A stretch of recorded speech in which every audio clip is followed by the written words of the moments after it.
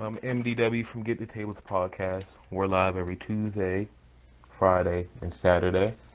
For Tuesdays, we start at 10 for the Raw and SmackDown review. Friday, Impact Watch Party, and Saturday for the rumors and the window show. Before I really get started with the interview, we're gonna have a moment of silence because our host and founder of Getdatables, Tony, father passed away this morning. So we have a moment of silence, then we'll get started.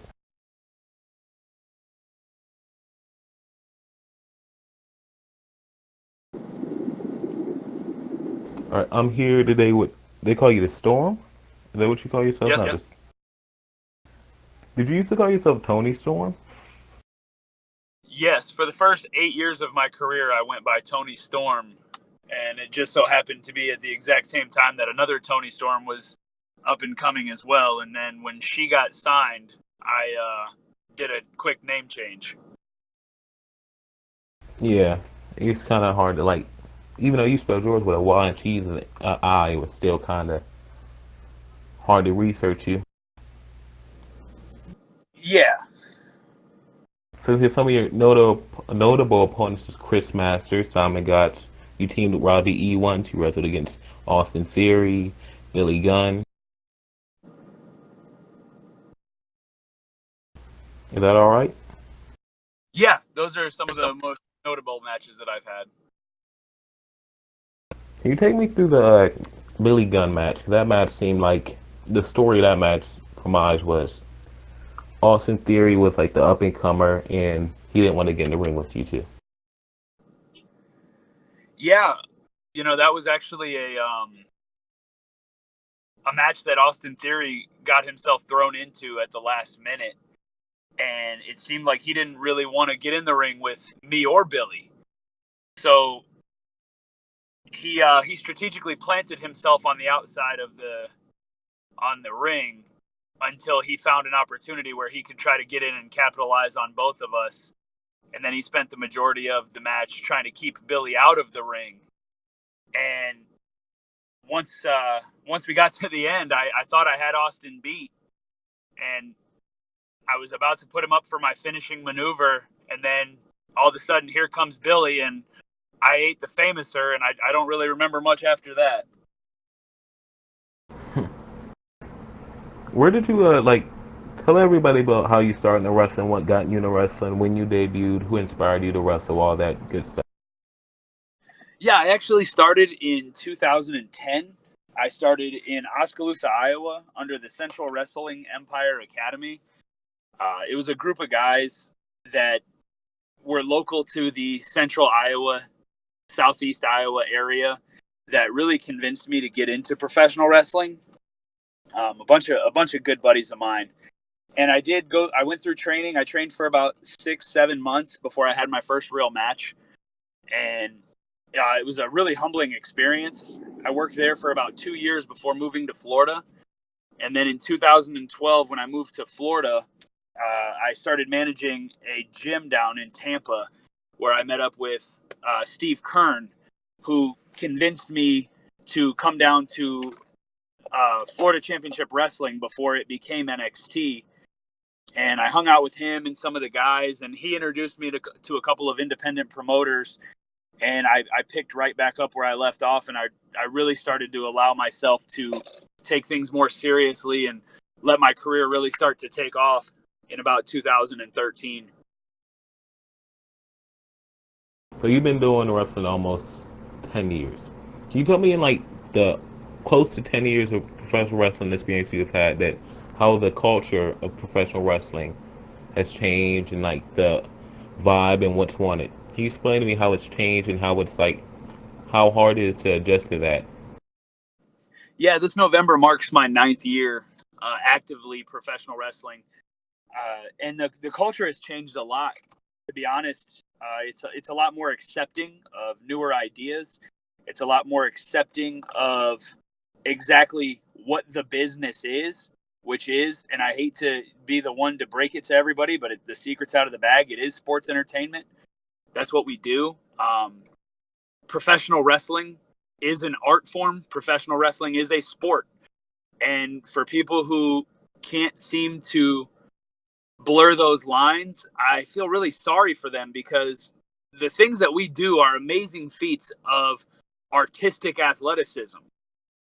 And we're telling great stories with our bodies, with our minds, with our movements, with different philosophies. And I think that right now, 2019 is the hottest that professional wrestling has ever been, not only at an independent level, but at a company level as well. So many different companies are thriving right now, and that allows so many of us independent contractors to thrive also. Yeah, I think people, for one, there's a stigma against professional wrestling because we're not, because people think we're fake. It's nothing fake about it. The only thing fake, it's not even fake. This is a selected outcome. Just like any movie you watch, there's already an ending to that movie you watch. Like people love the superhero movies now. Well, newsflash, everything they do in those movies is like CGI, technology stuff. Oh, I 100% guarantee. I guarantee that most people don't even think that way, but you're 100% correct. Every time somebody comes up to me and approaches me with the question, "Oh, is wrestling fake?" I have the same answer every time. Throw yourself on the floor as hard as you can and tell me if that was fake. The answer is no, it's not fake. Yes, the outcomes are scripted, but so was Avengers Endgame. But those guys went out there and they told a story with their bodies, and like you said, with a lot of CGI. I'll guarantee you that 90% of wrestling matches are more physical and more intense than any quote unquote action movie that is coming out right now. 100% agree. And people right now, biggest thing I see in like wrestling Twitter and the internet that they like to throw at other wrestling companies and wrestlers, it's ratings, how much they draw. People love to throw ratings at the big boys like WWE. Newsflash: WWE stole UFC's spot. The real fighting, supposedly, and we're the fake stuff. We took their spot, and I know that has to piss them off. Yeah, ratings are important. Popularity is important. You know, trending topics on Twitter are extremely important. We're living in a very social age right now where different areas of engagement can really grow your brand and keep your brand relative. And you know, for anybody who knocks what we do, UFC does the same stuff. They do the exact same things with their press conferences and stuff like that. If you think that Nate Diaz is throwing water bottles at reporters because he's really that angry, or he was urged, he was irked at whatever they said, you're wrong. It was a plot line. It was a plan. They intended for him to get pissed off, flip a table, throw a water bottle, whatever he does, because again, those reactions is what draws the ratings. Sitting there at the table, calmly having a conversation about how you're going to beat your next opponent does not draw new fans in. They, those people like that sport, they love to talk about us, but they really, when they don't use the same things we use, which our business built on character, storyline, that's when their product gets stale. Like UFC right now, it's kind of stale because they don't really have the characters. Their sport was built on characters, and now whether they want to admit it or not, the best fighters and superstars had character. Now, the best fighters don't really have character. It goes back to that following, like we were talking about the Conor McGregors of the world, because they're controversial, because they tell a story inside and outside. That's what draws the ratings. We're just smart enough to plan what we do in advance. Yeah, and it goes with some things like controversy in professional wrestling. It always seems like there's something new, but I feel like most of the time, I feel like I don't ever want to see someone get blackballed in this business, or because of something like Enzo Amore. He sometimes I feel like he's blackballed, but he's not. Like the internet fans have a really clear thing of how they feel about him. This is how I feel about him. He's entertaining. He can talk. They thought he did something. He didn't do it. He's an asshole. So what? So is Shawn Michaels. He's considered one of the greatest of all time. Let him keep doing what he's doing. I hope he keeps getting booked. Here's the thing about Enzo Amore, and I usually keep my opinions to myself so I stay out of controversies. But I'll tell you what, because I had a really good tryout with WWE back in April, and the one word they kept using was coachable. They want to make sure that you're coachable and that you're going to listen to what they ask you to do, and you're going to be 100% upfront and honest with them. When his investigation started, he was not 100% upfront and honest with the office, with HR, with management. He tried to let his own lawyer handle it on his own without getting the wrestling side involved. And that's where he messed up. You have a multi-billion-dollar a year company that will back you and support you and try to help you in any way possible, whether it's a situation like that or whether it's any situation. You have to be open. You have to be upfront and honest with them so they can help you. They can't help you after the fact. Yeah, that's true. I never like really considered that. So that's one thing among other things they tell you when going into like your trials in WWE. Oh yeah, 100%. They give you this list of, it's called 10 things. There's a list of 10 personal attributes that any person can have that does not require talent. And that's what they look for. You run down that list for everybody. Yeah. Being on time, having a strong work ethic, effort, body language, energy, attitude, passion, coachability, doing extra, and being prepared. None of those things require any physical talent or any type of talent at all. But if you can be successful at those 10 things, not only will you be successful in life, but that's exactly what the WWE looks for in their future superstars. Yeah. When you go into like a tryout and they give you that list and you and everyone else is trying to get to that list and going through and trying to be on time, do everything on that list. Was there ever a point where you're like, well, I'm doing this, but everyone else is doing that, so how will I set myself different from them? And keep like doing what they say on the list. It's part of the list. It's doing the extra. So be on time. No, don't be on time. Be 10 minutes early. Be 5 minutes early. Make sure that you're there early enough that you can go make a physical presence and say hello individually to each one of the coaches, to each one of the other recruits that are there. Because again, if your positive personality has taken over the room and everybody's like, oh man, that's cool that he came over and said hello to every single person in the building and didn't wait to just say it collectively like, oh, hey guys, I'm here. No, he went out of his way to say hello to Coach Matt and, all of the other coaches that were there. That's how you stand out. They expect you to be a supreme athlete. If you are, and you have 30 other supreme athletes next to you, it's going to be hard to stand out athletically. But if you have a group of 40 people and only one or two of those have a really positive personality and are outgoing and they're there 10 minutes early and they stay 10 minutes late, they ask the questions and they receive the feedback and they apply the feedback that they were given, those are the people that are going to stand out. I hear some veteran wrestlers say that the respect level is going down. Do you believe that? Not only respect, but like outgoingness of younger wrestlers. Do you think that's going down, or it's still okay? No, man. I for a fact, I know that the respect levels are there. This business has such a high turnover rate.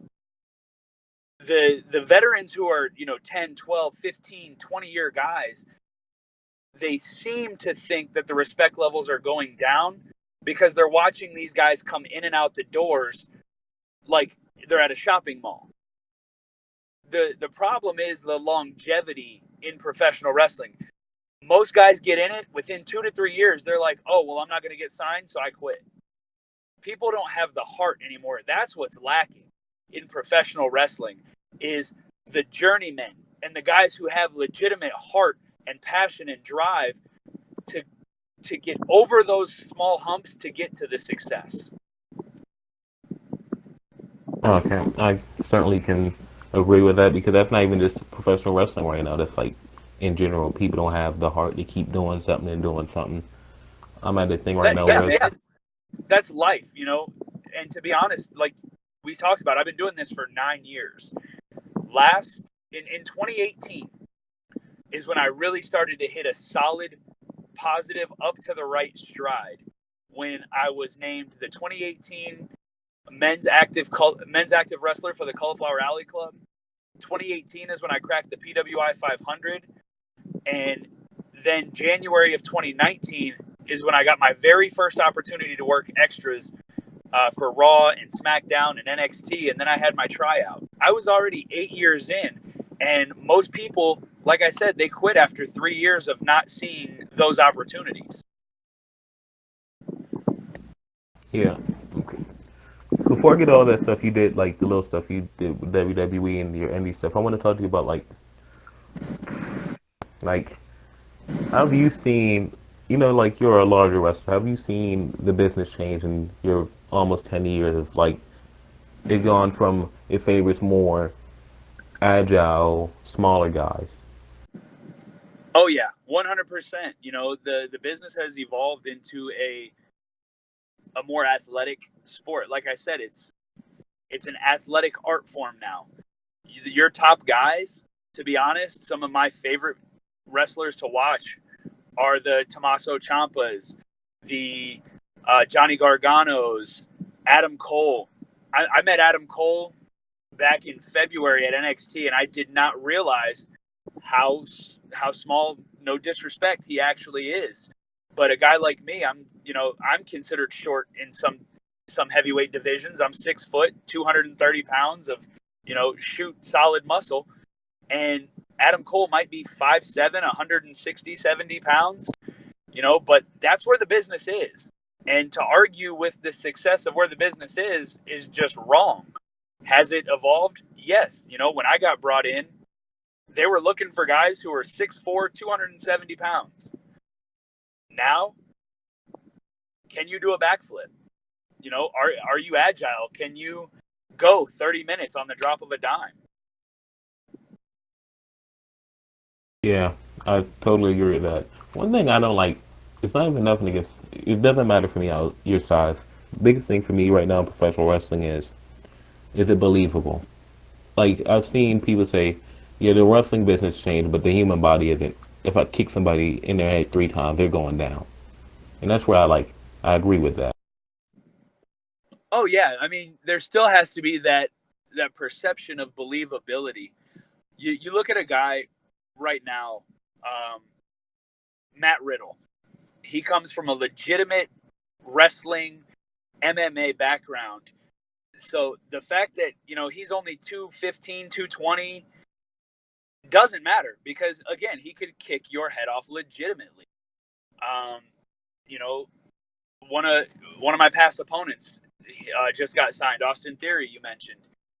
The dude is built like a machine, and he hits as hard as one. So the believability and the fact that these guys are built like elite athletes, right there, it speaks for itself. I have my own qualms about specific body types in professional wrestling, but I believe if you look like an athlete and you walk through a restaurant, a airport, a gas station, and people stop and take that second look and question, is this guy a wrestler? Is this guy a pro football player? Is this guy some type of professional athlete? That's when you know you've got it. That's the believability. When you look like a movie star or a superhero, or you look like somebody that creates that perception or that what if, that's the believability. Hmm. You really enlightened me on a lot of things where I'm there with some of the stuff. Like I used to think some of the stuff you're saying, but now you're putting it all together. Oh, I'm glad to do that. So can you take me through all your WWE stuff, the tryouts, and the little stuff you did for Raw, SmackDown, and NXT? Yeah. In January, I got booked to be an extra on Raw and SmackDown. WWE did a loop. They did Monday Night Raw in Orlando, and then they did Tuesday Night Raw in Jacksonville. On Monday night, there was I worked security, and there was a big brawl that opened the show between Seth Rollins and Bobby Lashley, and literally myself, multiple other security guards, and half of the locker room were doing our best to try to pull them apart at the open of the show and, calm down the chaos. It was a good experience. I had a lot of fun. The very next night, we went to SmackDown, and there was another on-stage brawl, this time between AJ Styles and Daniel Bryan. So I was involved in trying to keep those guys separated as well. Again, working as an extra was definitely a learning experience when it comes to the WWE's expectations of their hired talent. Even if it's you're hired for 1 or 2 days, you are still a hired talent. You do still get a WWE paycheck, and they have very high expectations. They have you have to be at the building very early. You have to go through a physical with their doctors, and you're there listening and learning, and you have to be available for any type of want or need that they need filled at that time. Mm-hmm. What about the WWE tryout you had? Okay, yeah, the tryout was in April. It's a 3-day long camp in Orlando at the Performance Center, and to be honest with you, it was some of the most brutal workouts and some of the most testing days of my athletic career. They put us through a lot of conditioning drills. They put us through a lot of technique drills.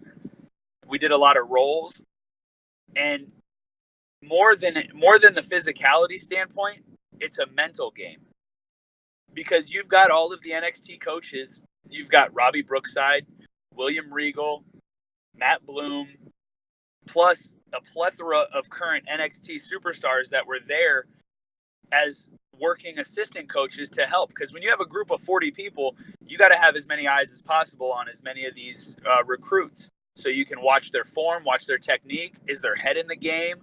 Are they going to break? And they do. They push you to the absolute limits. After day one, there were a couple people that quit and went home. Would you say, if you ever play something like football, would you say NXT trial is like the hardest, hottest football practice, but turned up by like 10 or 20? I loved going to that tryout, and I would do it again 10 times over.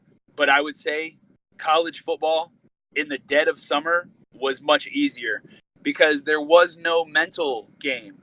It's so much different because you're competing with 39 other competitors, and you all just want to get through the tryout, but you have to find a strategic way to stand out without looking like a fool, and be at the top of your game, be the first one through the drills. So not only are you pushing yourself to the absolute max physically, but you're pushing yourself mentally, you're pushing yourself emotionally. There are times where they've got us running the ropes as fast as we can and jumping over dummies and doing drop downs. And I'm not going to lie to you, it's emotionally trying. You stumble, you slip one time, you just want to break down and scream or cry, or, you wish you could have that rep over again, but you can't. You have to recover. You have to get up. You have to keep moving. And you can't let it show on your face that you're down on yourself. Because, again, you've got a handful of coaches and a bunch of NXT stars that are assisting, that are watching you. So you're under a microscope. You're under a spotlight for 3 full days.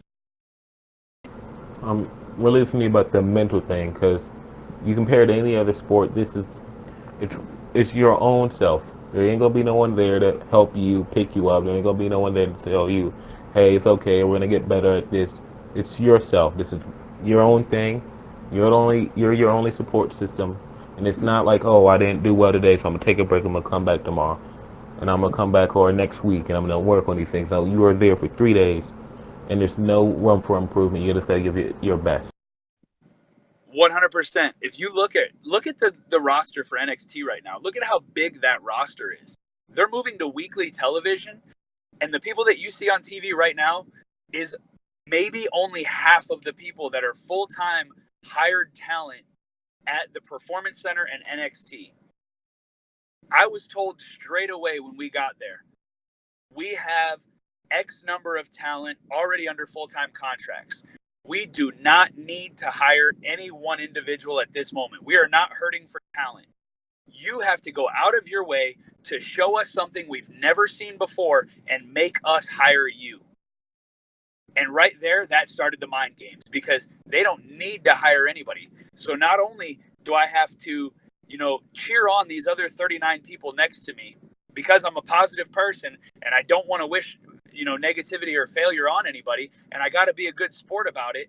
But at the same time, I have to find a way to strategically outbeat every single one of these people. I have to work a little bit harder. I have to run a little bit faster. I have to roll a little bit cleaner. I have to bump a little bit harder. I have to hit the ropes a little bit crisper. And it's a mental game. It's an emotional game, but it's every bit as physical as you could even imagine.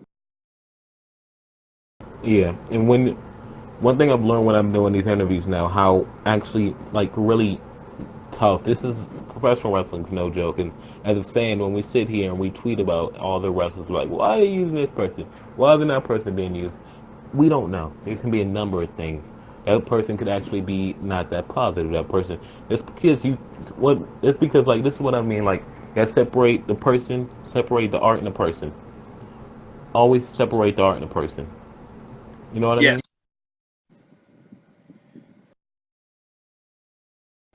What advice did WWE give you, and are you on one of their do they have a list of people they're we're gonna call that guy back next year, we might call him back in 3 months, you know what I mean?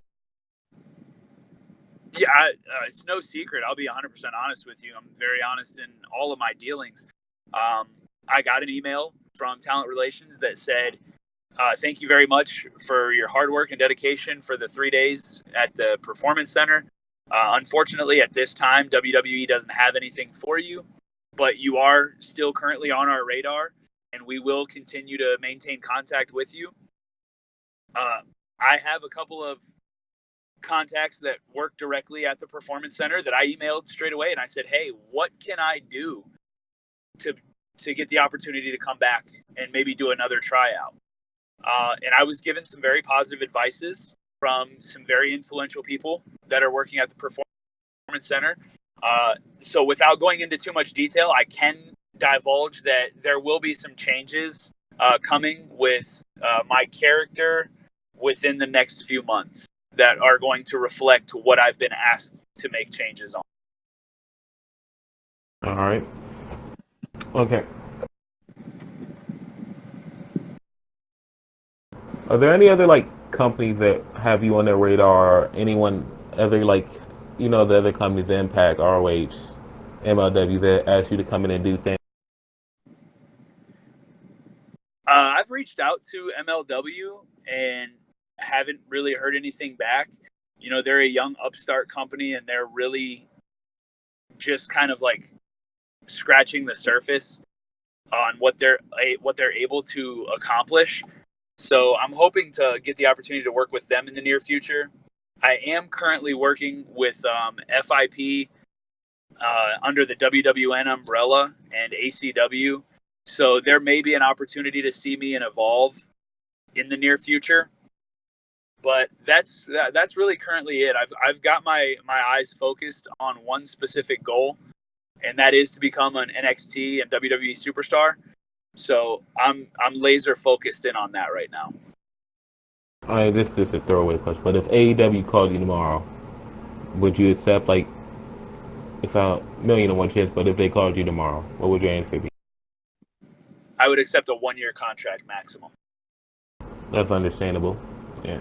It's Antonio Brown just signed a 1-year contract with the Patriots, and I wonder why he did that, and I wonder what he thinks he's gonna get. But I can tell you exactly what he's do. He's gonna take a 1-year contract. He's gonna play the best season of his career, and then he's gonna push for double to triple the money for a multi-year contract. exactly, and try to win the Super Bowl in the process. Exactly, and that's the long play.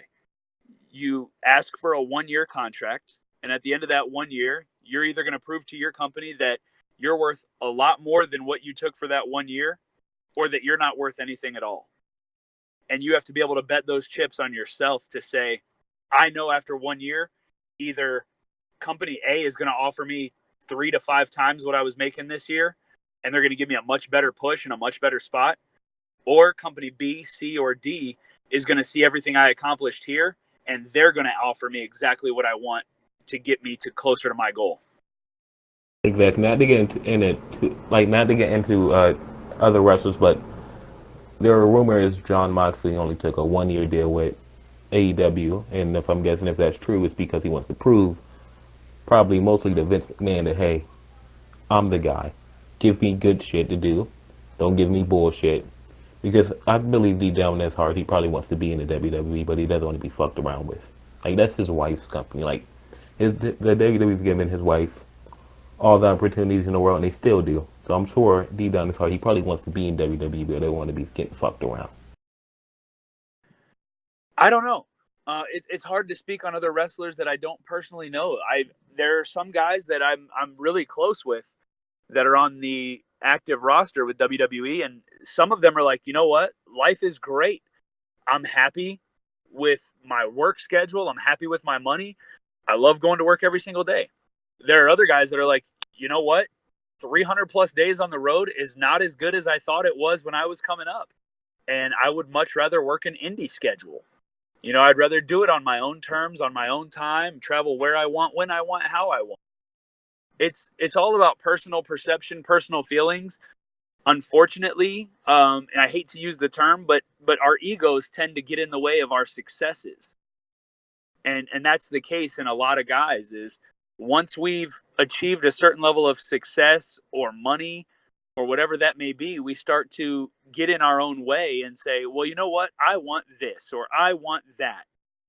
And what we all need to do is take two steps back and realize when you were John Moxley, when you were in the Storm's position and you were just scratching the surfaces on all these, medium to bigger level indie promotions, and you said to yourself, I would do anything for a WWE contract. You got to get back in those shoes and remember why you started and continue to just kick ass until the day you're done. Exactly. I think, they lose some wrestlers, like you say, let their ego get in the way, or they get complacent, they lose their way. They forget why they're doing what they're doing. And that's just not in like wrestling, that's in all walks of life. Yeah, and I mean, it's not necessarily a negative thing. I think it's negative if you turn around and start trash talking the company that you would have claimed to have died for at one point. Again, maybe your feelings changed. Maybe your why has changed. You used to love professional wrestling and you wanted to do it more than anything in the world. Maybe, some injuries or your body just can't keep up anymore. But to turn around and try to trash the WWE for everything that they've accomplished and everything that they've given, yeah, you know what? Creative direction may suck from time to time. Nobody's perfect. But at the same time, professional wrestling, the bare bones of it, that art form, that sport, whatever you classify it as, that's never changed. And that's what we all fell in love with. Nobody ever said, you know what, I just really love the creative direction of professional wrestling, and that's why I'm getting in it. 100% agree. Back to like your other feds and whatever. Isn't it like kind of, especially now with all this stuff going on, that other feds aren't scratching and crawling trying to get all the talent, and WWE is the one to reaching out to everybody. The last company you respect would be doing stuff like that. It was very interesting to see the angle they took with signing all of their guys to lengthier, heftier contracts. But again, it's a monopoly game. If you have all of the properties and you have all of the key players, they're yours to use when you want to use them. So, signing guys to 3-year, $300,000 contracts, 5-year, $500,000 contracts, it's not a bad move because then they're there at your disposal.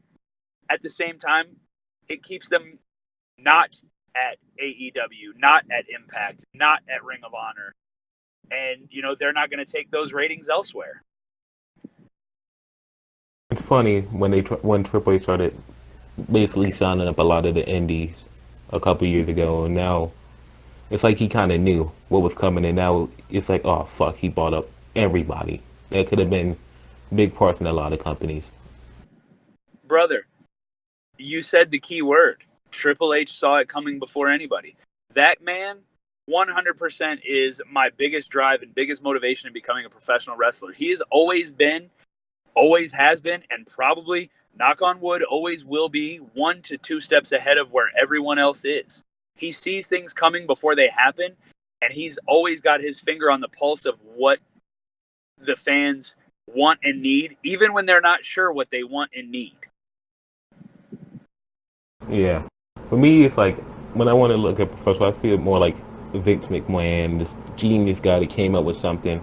And it's kind of funny, the guy that's trying to monopolize wrestling, the guy that owns wrestling, basically, is trying to get into football. And he's got to take a seat down and be the second guy in football.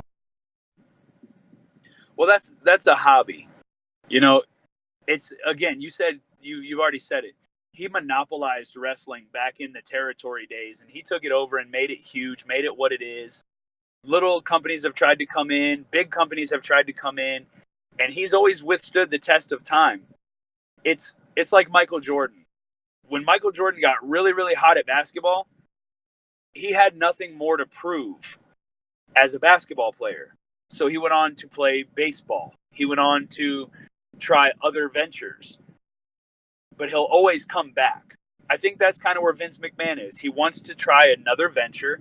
He wants to dabble with a hobby because he knows he has solid people that will be able to still run wrestling while he's out of the picture, with Triple H and Stephanie and Shane.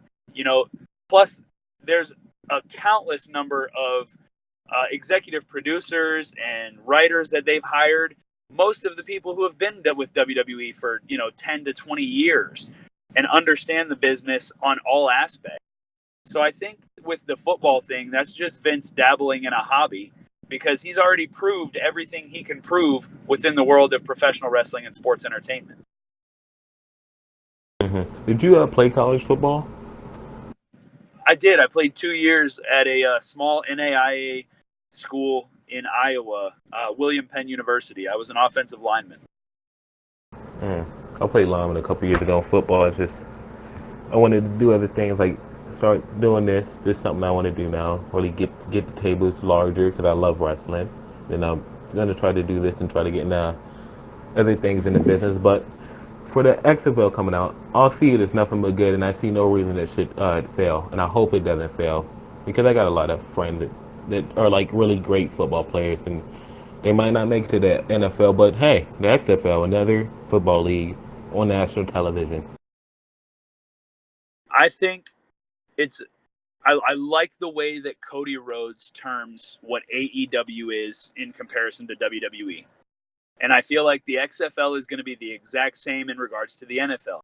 It's not competition, it's an alternative. There's no reason to try to compete. You're just an alternative. It's another option for the fans. When you start using the word competition, you drive a wedge into somebody's thought process and you try to dictate to them one or the other. Forget that. Watch it all. You might like one more than the other, but if you love wrestling, you will support all of wrestling. If you love football, you will support all of football. So I hope the XFL is extremely successful and gives some of these guys another opportunity to play ball that might not have had that option. And I hope that it's another amazing option for the fans to be able to watch more football. It's one day out of your whole week, football. I'm sure there's a lot of people that are in summertime be like, oh my God, I wish I could watch some football. Hey, XFL's here. Exactly. It's a win-win for everybody. Yep. One thing I want to say about, before we get back to wrestling, XFL, I looked at some of the new rules they're going to have. They're not going to have a 1 point, well, they're not going to have a, extra point and everything. They look like he's made the rules so it'll be like, it's going to be so entertaining, high scoring games, and I think that's going to be good to watch. Again, because he's not trying to compete with the NFL. He knows that that's not a winning battle for him. Being an alternative and being something that's just a little bit different but rides those same principles is what will make it successful, because people will still get their classic standard NFL football, but then they're also going to get this different version, or almost like a sideshow version of football. So again, it's just a good alternative that people will be able to enjoy and go out and support. Yeah. So let's get back into wrestling. When you're like wrestling and laying out a match, what is some of your favorite things to do? Not only story, but like moves to do. Well, being a bigger guy, I'm a big fan of the power moves, moves that are going to make me look really strong or really destructive. Um, but to be honest, when I'm setting up a match, I spend a lot of time watching my upcoming opponents' matches. I watch their film, and I don't do that to critique them. I don't do that because I need to game plan or study. I want to see what they're really good at, and I want to be able to incorporate that into our matches. I want to be able to incorporate that into my story. I want to make every match be the best match it could for the placement that it should be on the show. The first match should not look like a main event. The main event should not look like the opening of a show. And knowing what my competitors' strengths and weaknesses are will be able to help me dictate what type of match we're going to put on to really excite the fans in the placement of where our match is on the card. Mm-hmm. Is there any like submissions you like to use in your match? Because I feel like submissions right now in wrestling are kind of like it's kind of like a lost art kind of thing that's not done by that many people. Where I feel like submissions in grapple wrestling, I love grapple wrestling, like the stuff that catch point and stuff, and like what Drew do like that. I love that kind of wrestling. Do you try to do submissions anytime? Actually, no. I have been working a lot on my grappling and my ground game, um, and just some catch style wrestling. But I've never really been a submission guy. Um, I'm very hard hitting. I'm very explosive. Uh, very power centric type of professional wrestler. Now, in 2017, I was involved in a tag team where I worked with a guy who was a submission specialist. So we gelled really well to where I was able to incorporate my power, my strength, and he was able to incorporate his submissions.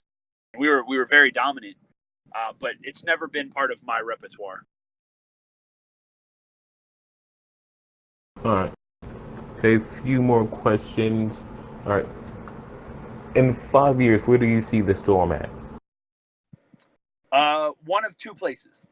In 5 years, I will either be working in some facet in the WWE, whether that is a full time talent, whether that is a coach, um, any form or fashion. That's the thing. I've fallen in love unequivocally with professional wrestling and sports entertainment. I love putting on a show. I love entertaining the fans, but I also love teaching it to the next up and coming generation and working with them on how to grow their character, how to transition different move sets, how to tell a story with their body and be able to become successful. So if I was ever offered the opportunity to even coach with the Performance Center, I would drop everything I'm doing to go do that. So either 5 years from now, I will be working in some form or fashion with WWE, or I will be hanging it up because I refuse to be another 15-year veteran on the indies that is getting in the way of one of these young up and comers who might actually have a chance to get signed. That's very humble of yourself. Okay. Second question. When you're on the road and you're a big fitness guy, how hard is it to stay in shape and not eat all the bad foods and all the greasy stuff and whatever? And tell me some things that young people should know when they want to go into professional wrestling, like your tip. Well, to be honest, it's just like anything in life. If you want it bad enough, you'll make it happen. You're either going to create results or you're going to create excuses. And there are a million times where I'm on the road and it's like, how easy it would be to just stop and grab a burger and fries and a Coke and keep going? Yes, that would be easy, but nobody ever made it successful on the easy train. So if I have to go out of my way to go to a IHOP or a Village Inn or go to Waffle House and ask them to please make me a dozen egg whites, then that's what I have to do.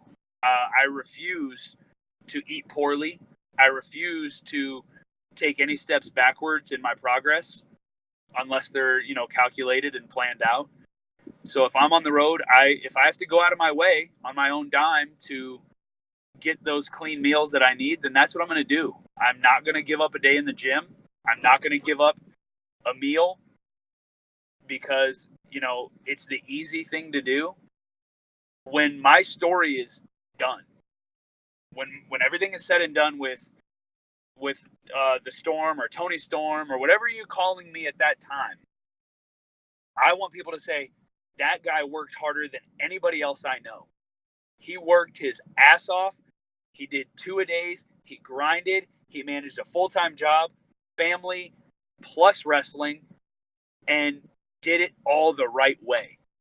Whether that puts me in the WWE, whether that leaves me as just an indie journeyman over a 10 to 15 year course, that's great. My legacy will be that of hard work and busting my ass. Nobody's handed me anything, and nobody ever will. Nobody will ever question my work ethic. My goal, my advice for young up-and-comers is to follow that example. Work your ass off. Get up early in the morning. Work out. Go to school. If you're still in school, go, finish your degree, finish your diploma, whatever you're working on. But get up early. Go train. After you're done with school, go train again.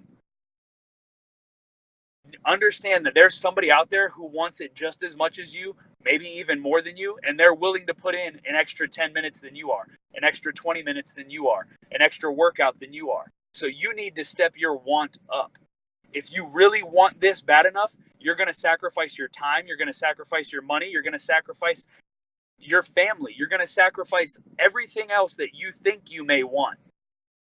So that extra $50 you were going to spend to take your girlfriend to the movies and dinner and popcorn and dessert and all that, scratch that. Put that $50 into your next set of gear, into getting something that makes you stand out from the rest.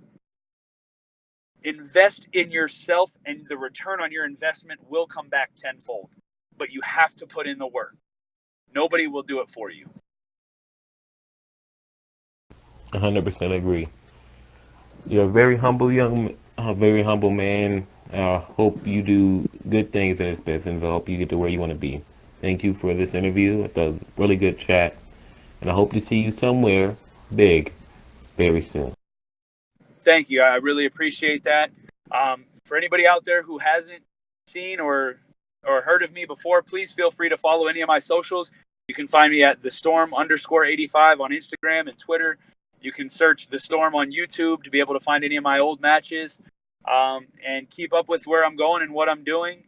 And, thank you very much for the opportunity to get on here and speak to your audience. You're very welcome. Again, this is MDW from Getdatables podcast. We're live every Tuesday, Friday, and Saturday. Tuesday, Raw and SmackDown review. Friday, Impact Watch Party. Saturday, Rumors and Innuendo show.